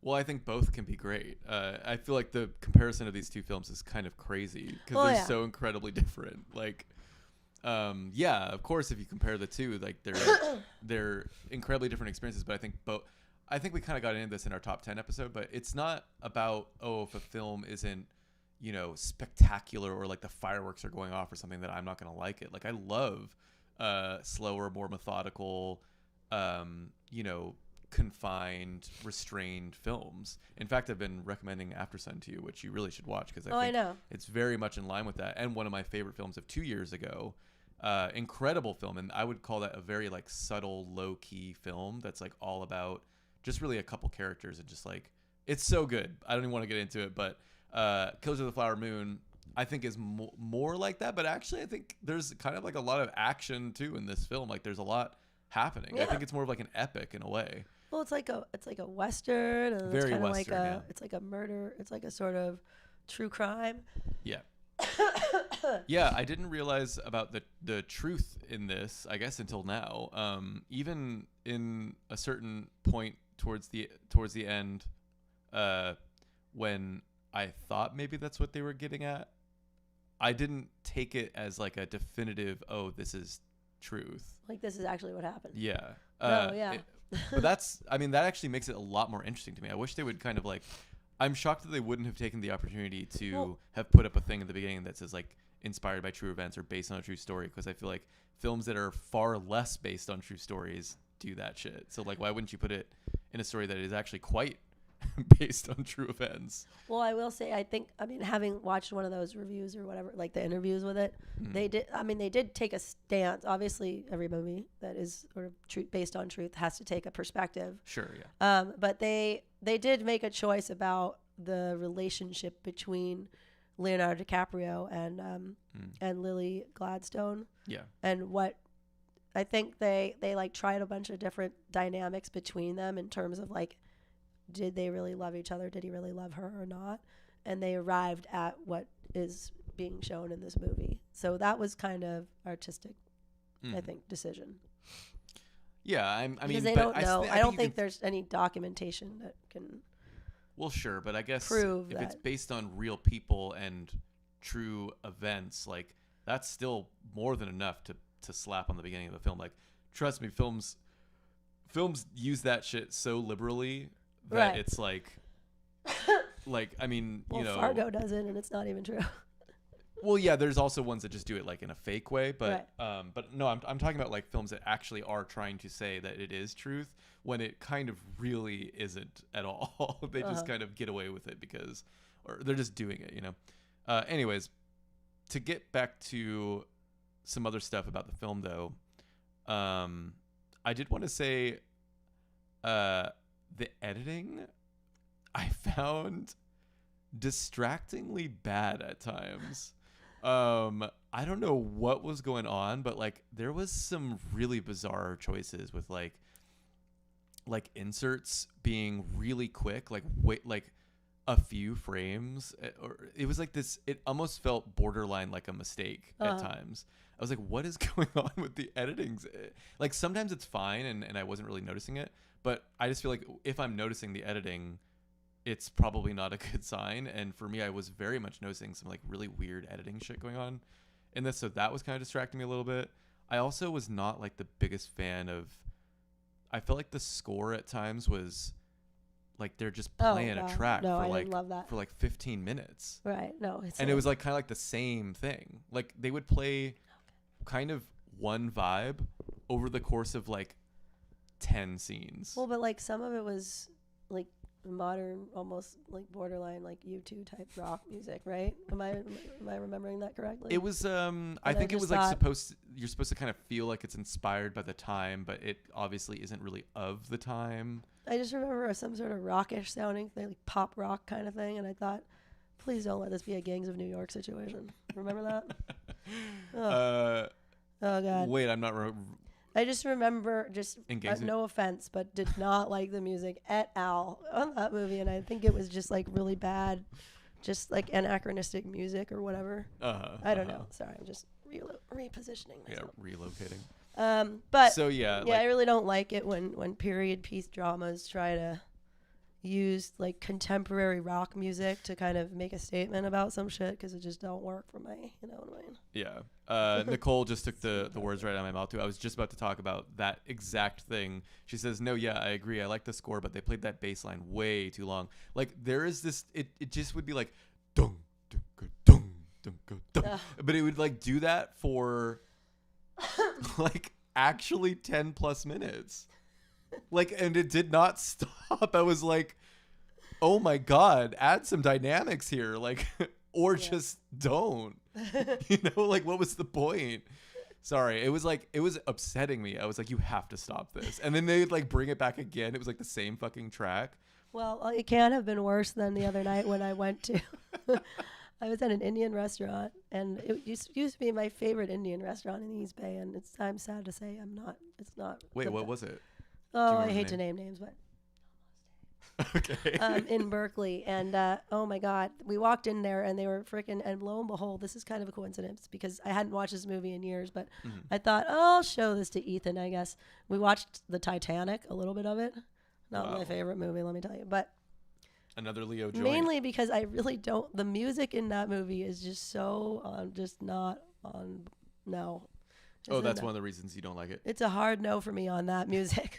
I don't really remember. I mean, it's like God, pop stuff, isn't it's it? Celine Dion. Right. But like also score of Celine Dion. But anyway. I haven't seen it in so long. Near, far, wherever you. Oh my God. Oh, come on. That was a hit, though. I don't give a shit if it was a hit, a slap, a fucking choke, or fucking shove in a giant. I'm not really listening to it, but I do not like that song. No, I don't like it. And anyway, it was on. It's the minute we walked into the Indian restaurant, they were playing like some fucking instrumental version of that song, like almost like a John Tesh guitar instrumental version of that song. Or I don't even know if John Tesh plays guitar, but it was like some sort of easy listening, sort of neo, sort of like pop jazz kind of. I don't even know how to explain it, but bad version of that song. I mean, not to say already the original version's bad enough. They were playing that song. We were there for probably like an hour and a half, and it was on the entire time.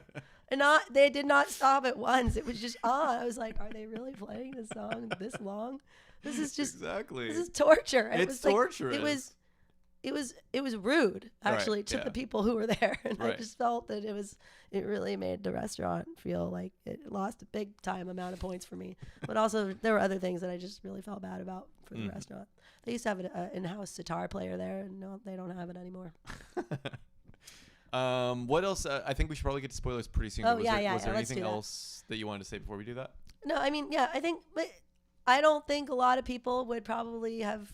I think most people that I know would feel the way you felt about it. Oh, people are loving this movie. Oh, really? I know that Anton felt basically the same as you about it. Oh, okay. And, I think maybe people our age, however old that is, may not be that into it. I don't know. Or if you're into like more independent cinema, this might not be for you. I don't know. Yeah, I mean, I liked it. Yeah. I thought it was entertaining. I thought there were a few things about it that were like whatever, but by and large, I had fun with it. Yeah. I mean, I won't be watching it again. I'm not going to watch it again. And I found it just like it's obviously I love troubling films. But it kind of is like a story that you kind of know, like what this story, like I think the direction it goes is more or less what I anticipated, and it just is like really upsetting to it's like upsetting in a way that is like, I don't know, not fun to experience. I don't know what I I'm didn't getting know at. this story personally. Not this particular story. I just mean like just in general of of course, like, yeah, the white man fucking shit up with Native Americans. It's like, God. Well, to be honest, I didn't know. Like, I just didn't know about the Osage people at all, for one thing. Yeah. Or that there was. I just didn't even really know about all that. Okay, let's get into spoilers. So I'm going to put up a little spoiler warning for those watching us live.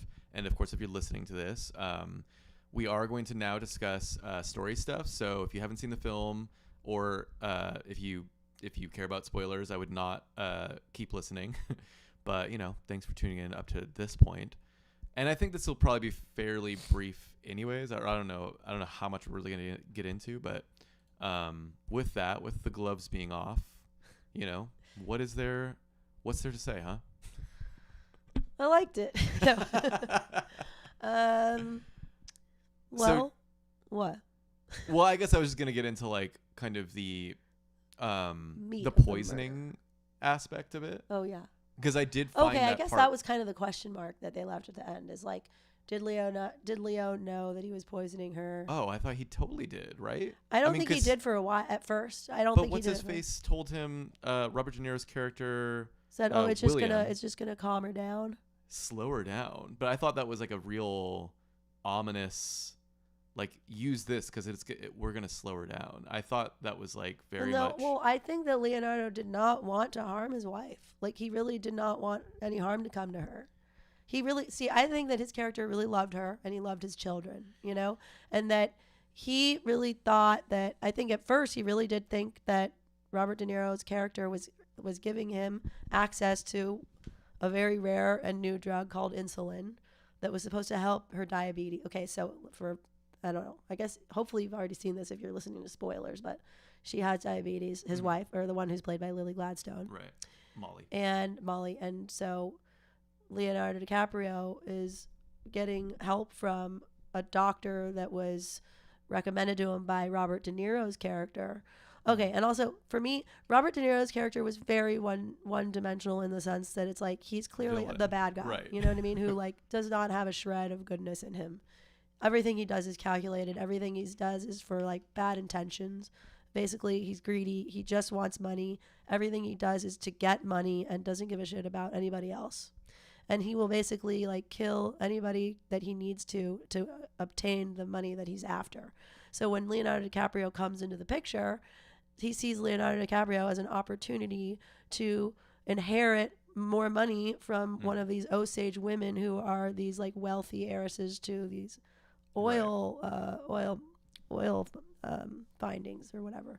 And so he's like, oh, I can set Leo up with one of these women and then get him to marry her and then kill her and then kill him. Right. And then I'll inherit the money because he's my nephew or whatever. Yeah. But he doesn't expect, and then Leonardo DiCaprio just happens to be in love with her. And this was the part of it, the story that I think they didn't know for sure if he actually loved her. Well, I think that is vague, and I found that interesting. I don't think it's vague. I think it seems like he really loves her in this movie. Well, kind of, but I also believe that he knew that he was poisoning her. I think that he suspected it. I think he suspected it, and he was doing it because obviously he was just really conflicted, and maybe he thought it wasn't going to kill her. He thought it wasn't going to, I think maybe he thought it wasn't going to kill her, but it was going to maybe like slow her down a little bit so that she wouldn't like do certain things that would be bad for them, but that eventually she'd be okay. I think Nicole might be onto something too, though, is she's saying, I think he knew, but also played dumb in a way, like lying to himself. Well, yes, that's what I'm trying to say. Like, that's in a nutshell what I'm saying. But he did, so then we're saying the same thing, because I think he knew, though. Like, he knew that he was poisoning But her. in a way, he was, like, in denial and lying to himself. In denial, yes. But that's also, there's some truth to that, though. Like, when you're in denial, you blind yourself to the truth to a degree. And because you actually are driven by other reasonings, by other things that would go against the thing that you would need to not be lying to yourself about. But he definitely knows that he's like he killing does off love people her. in her family and people that she loves. So no, like, because he doesn't care about them. That's pretty fucked to do to someone Oh, yeah. that you love also. Of so course, what but I is think that his he feelings does for love, her? as I think that he ultimately does love her and her alone, like her and their children he loves. But he also is very greedy and money hungry, and like he doesn't care about the rest of her family. Mm-hmm. And like as this kind of sort of simple-minded white man who can't sort of see past his own relationship with her and like how hurting her extended family hurts her. Of course. Like I think that he thinks of it as like, oh, she'll get over that. I love her as long as I'm keeping her safe. That's what really matters. But he's like too much of a simpleton to see that anything outside of that is part of it too. You know I what do mean? agree with that, but then I think that isn't real love, though. Like I think he interprets that as love. Yeah, but there's something to that, though. Yeah, and I think that's what is interesting about his character for sure. Like that part I found interesting. It's like he obviously loves her more than Robert De Niro's character. Well, of course. I think Robert De Niro doesn't care about anything but money. I don't think he cares but about that's what Leo. I'm saying is like Leo is not. He doesn't just care about nothing. He doesn't care about nothing but money. He kind of does care about. I'm not saying he's evil or anything. I'm just saying. I'm saying that he's more on the spectrum of he's doing evil things and doesn't really realize he's doing evil things. He's in denial of doing. He's kind of dumb. Well, no, I think he knows he's doing evil things when he's telling these guys to like kill people and shit like that. Like he knows that that's wrong and that he could get arrested for that.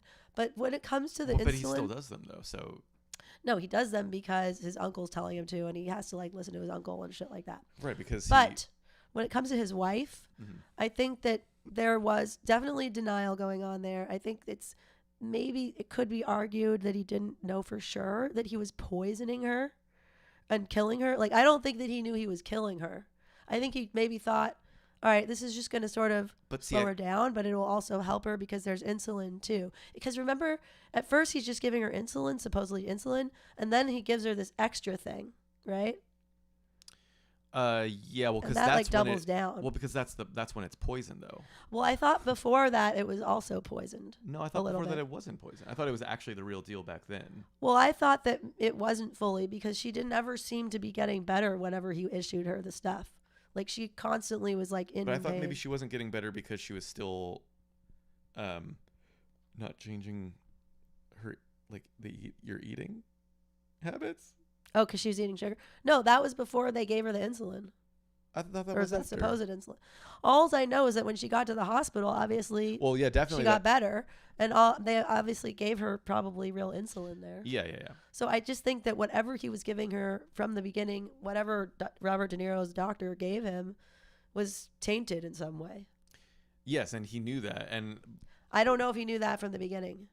Maybe on the beginning, but he definitely knew when Robert De Niro was like, this is going to slow her down some. Like, you can be in denial, but I feel like you must know that. Well, maybe he was thinking it has to hurt if it's to heal. You know, the old saying that they say in the Never-Ending Story: "It has to hurt if it's to heal." Well, like, he says that he quite literally says like it's gonna get worse before it gets better. No, he said maybe it gets worse if it gets better, and maybe he thought that. Yeah. And I thought maybe that's what he thought when he told him it was gonna slow her down. Like, this is gonna slow her down a little bit, but then she'll get better. Like, I thought that was sort of what Robert De Niro was trying to tell him. You know, because Robert De Niro knew that he loved Leo realize, like, how dumb is he to not realize then that why wouldn't Robert De Niro want his wife dead, and why wouldn't Leo realize that? But then also, why wouldn't Leo realize that his uncle would want him dead too? Well, I think he is at a certain point. I think he finally realizes that by the end of it. But well, yeah, but to realize that, you must sooner realize that he's definitely going to kill your wife. Like, he's trying to kill your wife. So I'm confused as to why. He's a simpleton. But that's beyond simpleton. I think that's like conscious. At a certain point, it's got to be conscious, because if you're aware that he would have incentive and the whole setup, he ain't really putting 2 and 2 together, honey bones, like you are doing. But it doesn't take he a lot put 2 and 2 to together. put 2 and 2 together. For him, it does. Okay.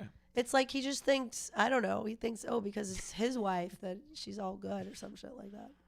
But like all of this is leading up to, I feel like, the wife dying. Well, here's a question: or he wants did somebody kill his daughter, or did the daughter truly just die of the coughing or whatever? Because he says they got to her. What is he? Does he think they, as in like Robert De Niro's people? Well, I think he did think that, and I think I interpreted that probably is what happened, but we just don't really know for sure. But it just seems like, oh, what a coincidence, you know, like. Now when he's about to testify against him, so now his family starts to die. Like, but don't you think that was like a bad move on Robert De Niro's? Well, I guess Robert De Niro wasn't the smartest, brightest star in the bunch either. Well, Robert De Niro is trying to get him to stop. No shit, but it's like, if you kill the child, don't you think that's gonna make him not want to be on your side at that point? Well, no, because as you said, he's a dumb simpleton who don't put 2 and 2 together, and maybe he thinks that he's gonna get Leo back on his side because he's just a little fucking dum. But also, like, what was it? There was something else that happened that made me think, why do you think this is going to make Leo go back on your side or whatever? I forgot what it was, though. But the other thing, too, is I thought Leo did have protection if he was going to testify against Robert De Niro. But I guess the FBI told him that we'll protect you, but obviously they didn't think to, I don't know, protect his kids too, or maybe no. What I mean is, by the end of the movie, they were told that the FBI that he got sentenced to life or whatever, as an assistant to the crimes or whatever. Well, because remember when the lawyer played by Brendan Yes, Fraser, he was like, they're not going to help you. Right. They're giving you the rope to hang yourself with. And but so I he was thought probably that he was, right to a certain I don't degree. know if he was. No, I thought that they were just saying that to scare him into being on their side. Well, see, I thought that too, but then when he actually did get in trouble, it makes me think, well, maybe he was right then. Like maybe he was, but I thought there is such a thing as like FBI protection. Like if you testify and give them information, then you can become immune to, yeah. But sometimes it's just a reduced sentence or something. Well, he did not seem like he got no reduced sentence, considering he got a harder sentence. He got a higher sentence than Robert De Niro's character. He got life. Is that what the ending said? He got life in prison? I think so, or like a lot longer. There was a lot of information. It was a lot longer than Robert De Niro's. Actually, I was going to say something I did like was that ending. I thought that was a pretty clever way to do what a lot of films do, which is like a flash forward and then you kind of get the updates as to what happened with all the characters, you know, in a quicker way. I thought this was actually a pretty clever way to do that. In this film, the final... They just gave it to us as dialogue.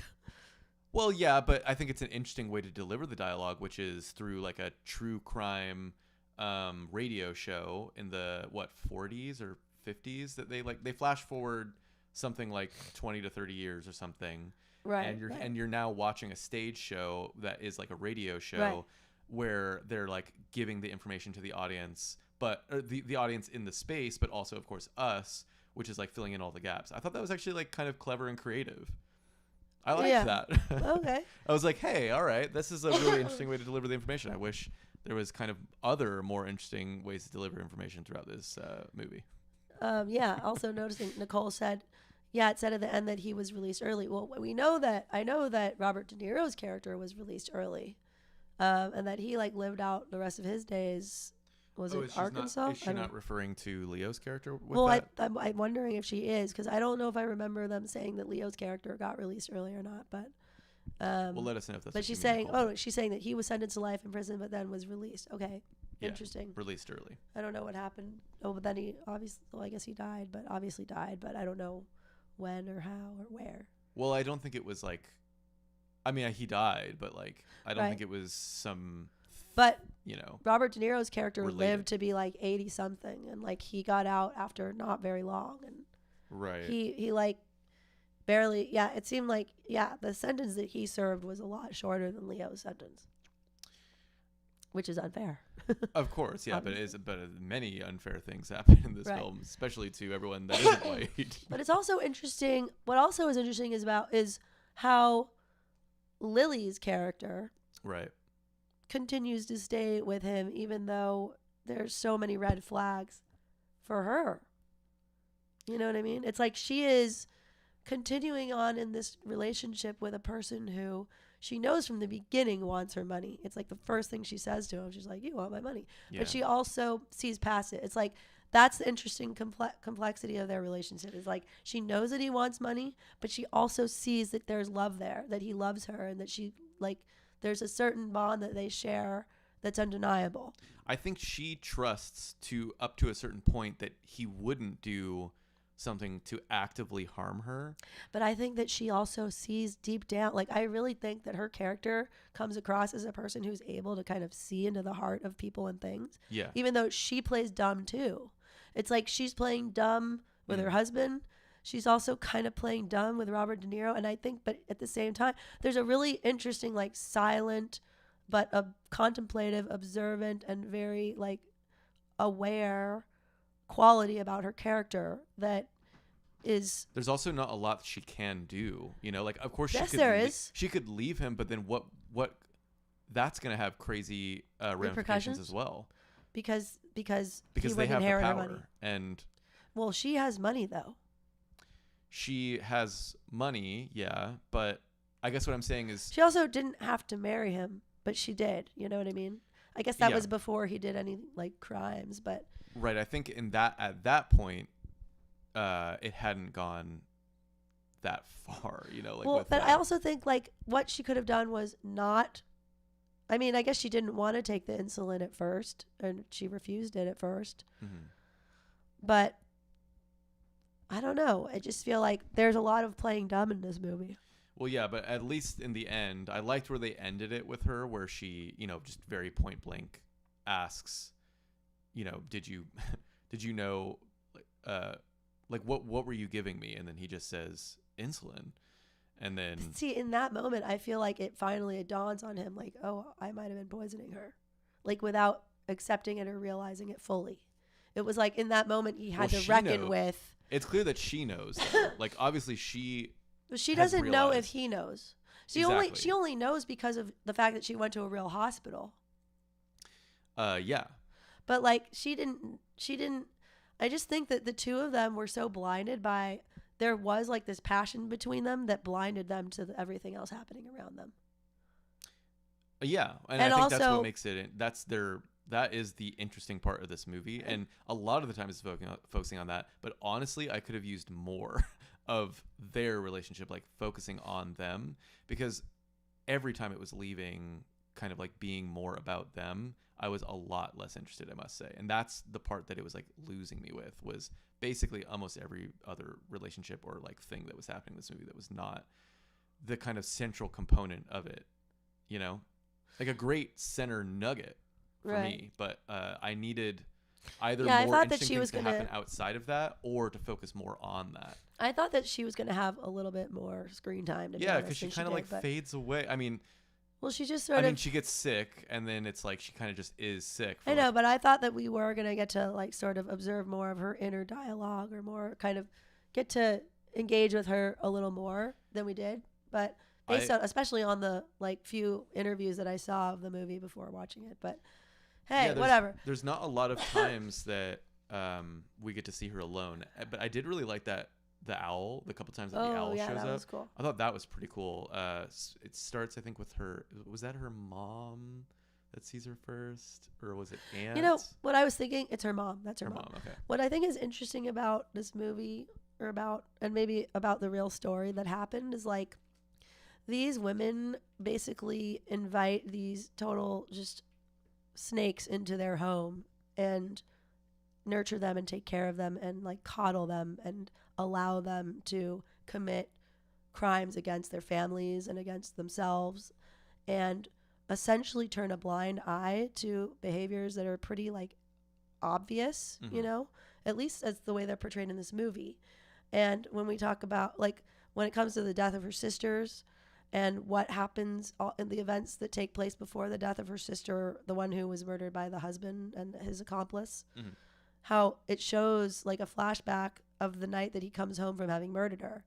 And he comes home like supposedly wasted or whatever, and Lily's character like puts a pillow under his head and just tells him to go to sleep, even though he was like practically, you know, granted she was provoking him, but he was like gonna beat her in their own home. And they're bringing in, and then the mother says, you know, you're making our bloodline white or whatever, and you know, I'm mad. Right. She basically resents her daughters for marrying these white men, and yet they continue to go through with these things. And like, I mean, do you think it's just like this wanting to believe that to give them more chances than they probably deserve, or like this just wanting to believe that they can change? Or I don't know if it's that. I think that there's obviously an element of like passion and chemistry that is driving them to do the actions that they do.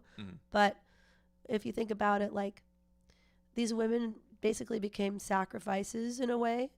And now, you know, however many years later it's been since these things happen, and I guess they continue to happen, at least maybe there is there's some subconscious like realization that occurs when they are engaging in these things that happen. Like now her story has become something that lots of people are learning about, and it's something that maybe will start to change the course of, you know, of history in some way, even though it's like this many years later.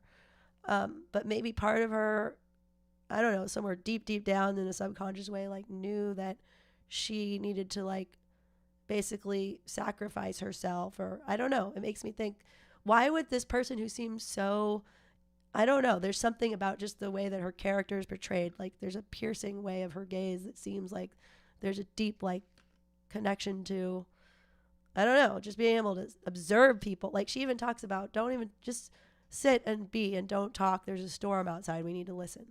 It's like her character is about listening and like absorbing what's happening around her. That part, yeah. So it feels like there's something about this person that is able to absorb all this information around herself and be able to contemplate it and to be aware of it. And so, like, even though she might have been turning a blind eye to the really real like dangers that were surrounding her, maybe there was, I don't know, I think to myself, maybe there was something deep down in her psyche that knew that she had to sacrifice her life and her children's life, or her child's life and her sister's life, for some like basically like lesson that needed to be learned all these years later. I don't know. Like if they had just not gone with those guys, the white man would have still infiltrated the land, and maybe there wouldn't have been some awareness that happened on a greater scale. I just don't know. I'm just trying to understand why a person would do that, you know, and maybe there was some deep like subconscious reasoning behind it. Yeah. I think that's a good spot to end it, actually. Okay, sorry.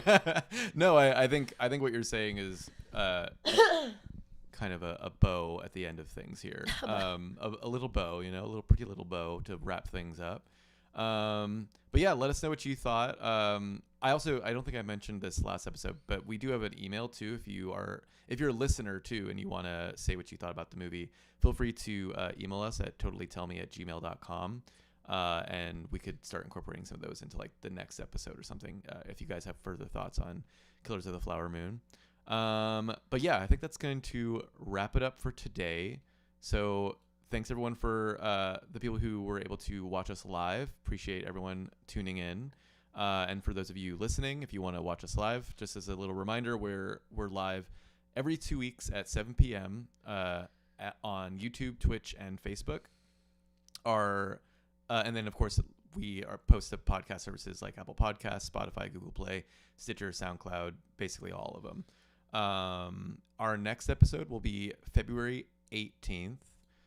I don't think we've officially decided on a movie yet, though. I know at some point we want to do Priscilla, right? Oh yeah. But I think that comes out on Max like the following week. So we'll do something for the 18th, and then probably the following episode will be Priscilla. So I was gonna say, had I known that, I didn't even realize that movie was out until just a couple weeks ago. But had I known way beforehand, that movie came out in 2023, so that might have made my top 10 list. Priscilla, yeah, I've been trying to see it. It was a blind spot for me at the end. I was kind of like rushing through a lot of movies at the end of the year, and that was just like one I couldn't get to. So and you know what? I'll just throw this in my top 10 list too at this point. Killers of the Flower Moon. I liked it a heck of a lot more than here we go. Indiana Jones. Well, I should fucking hope so. My God. What else was I? Oh, I forgot. A lot. Just go rewatch the episode, everybody. It was the 10 films that Laura hated the least episode. Exactly. Anyways, any final thoughts? No. All right. Anything you want to plug or anything? Oh, we should probably mention the show. Yes, our band is playing on February 11th. A rare in-person full band Foxtails Brigade show happening here in San Francisco at the Makeout Room. Mm-hmm. It is going to be a farewell to our old-time bass player, Joe Lewis show. He's going to be moving to Nashville, Tennessee. He's been a Bay Area treasure for his entire life, kind of an icon, and it's going to be the end of an era. So if you're in the Bay Area, you should come say goodbye and also say hello. And just enjoy the show because it's going to be really fun. There's going to be a lot of other Bay Area bands there who have been around for quite some time. And, February 11th, Makeout Room. Shout out to Joe. Shout out. Joe Lewis. When I joined the band all those years ago, the first tour I ever went on was when Joe was, playing, going on tour with him as my first tour. And, of course, you and Anton was, still a very memorable experience for me and kind of like a dream. Like I'd never toured, and so it was like really cool to get to do it with you three. And so yeah, I'll definitely be missing Joe. He has a special place in my heart, He has a special place in a lot of people's hearts. But yeah, I think that'll do it for this episode of Totally Tell Me. So thanks again to everybody for tuning in, and we will be back in 2 weeks with a new episode of Totally Tell Me. Bye. Bye.